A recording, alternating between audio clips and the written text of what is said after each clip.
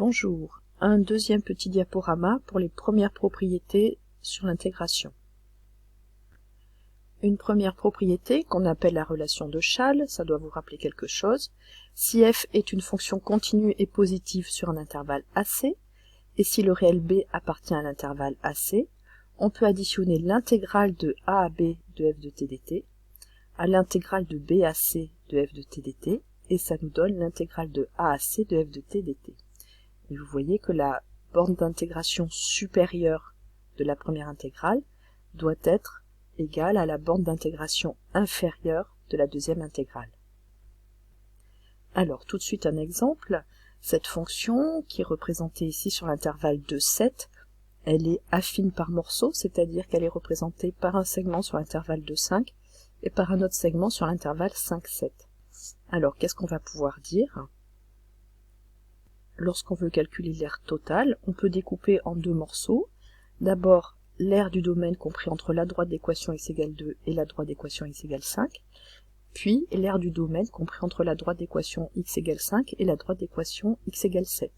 Ce qui nous donne que l'aire totale, c'est-à-dire l'intégrale de 2 à 7 de f de t dt, elle est égale à la somme de l'intégrale de 2 à 5 de f de t dt et de l'intégrale de 5 à 7 de f de t dt.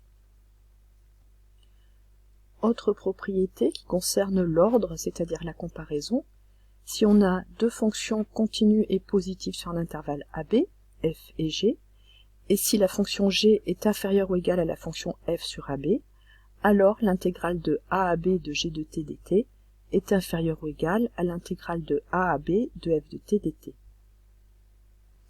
Ici, nous avons deux fonctions f et g qui sont continues et positives sur l'intervalle -4, 0, et f de x est supérieur ou égal à g de x sur tout l'intervalle.